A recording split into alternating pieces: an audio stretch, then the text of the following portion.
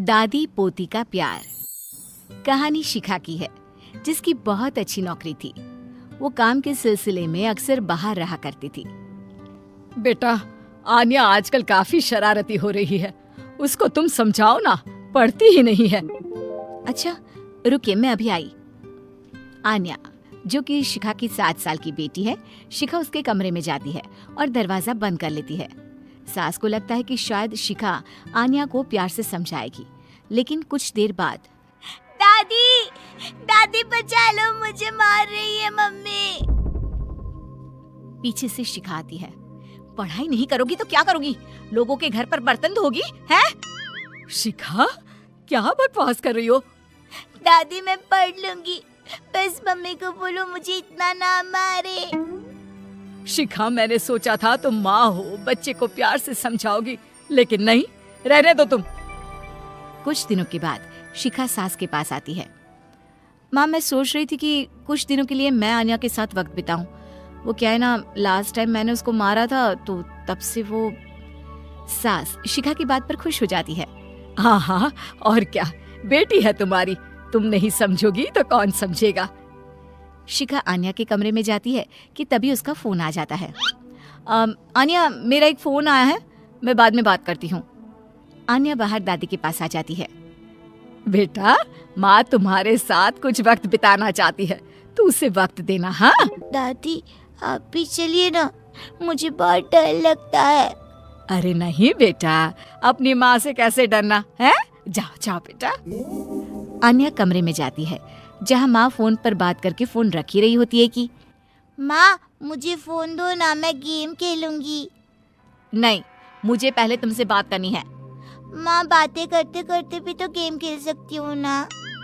लेकिन जैसे ही वो माँ का फोन लेती है, उसके हाथ से फोन गिरकर टूट जाता है।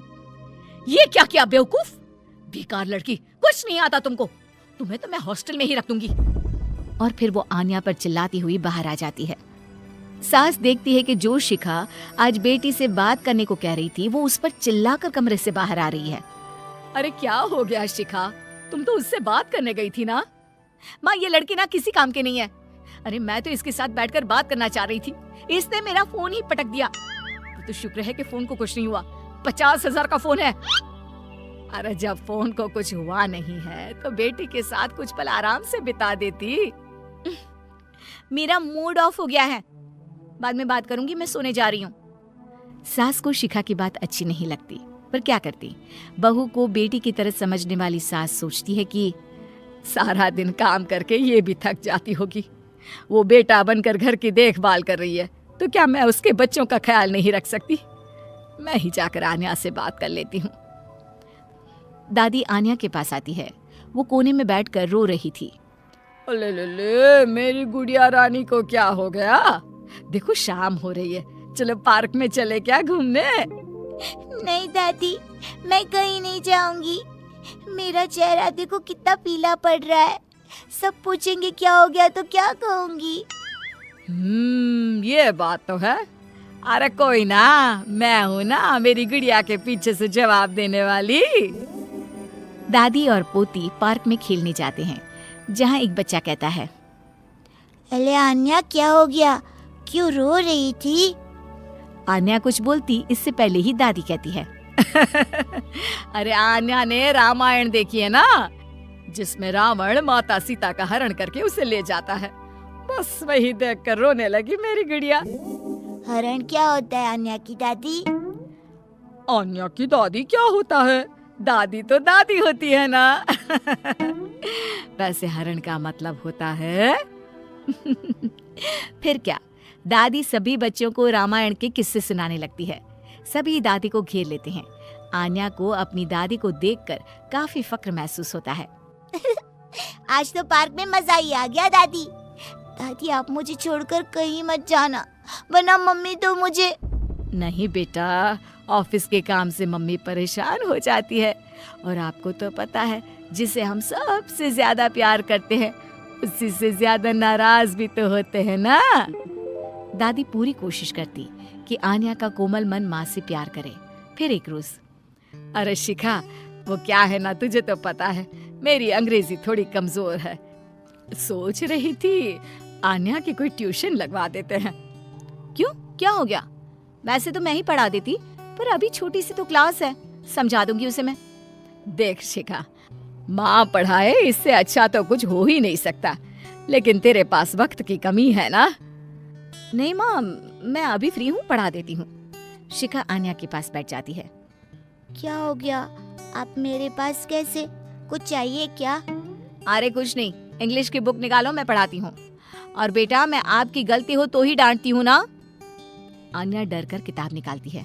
अरे डर क्यों रही हो, हैं? कोई भूत नहीं हूँ मैं। आन्या शिखा को पढ़ाने बैठती है। ये पहली बार था जो शिखा आन्या को पढ़ा रही थी कि अचानक शिखा जोर जोर से चिल्लाने लगती है। ये नहीं आता, इतना आसान है ये, दिमाग में तो गोबर भरा है, हमारे पूरे पैसे बर्बाद कर रही हो। हम लोग कमा रहे हैं कि तुम कुछ बन जाओ, लेकिन नहीं, मजाल है कि पढ़ ले ढंग से। माँ मुझे ये नहीं आता, तभी तो दादी से कहा था कि किसी को बोलो मुझे पढ़ा दे। अरे वाह जी वाह, तमीज देखो, कितनी जबान चल रही है तेरी। मन तो कर रहा है कि एक थप्पड़ जड़ दूं। आन्या माँ की डांट सुनकर जोर जोर से रोने लगती है।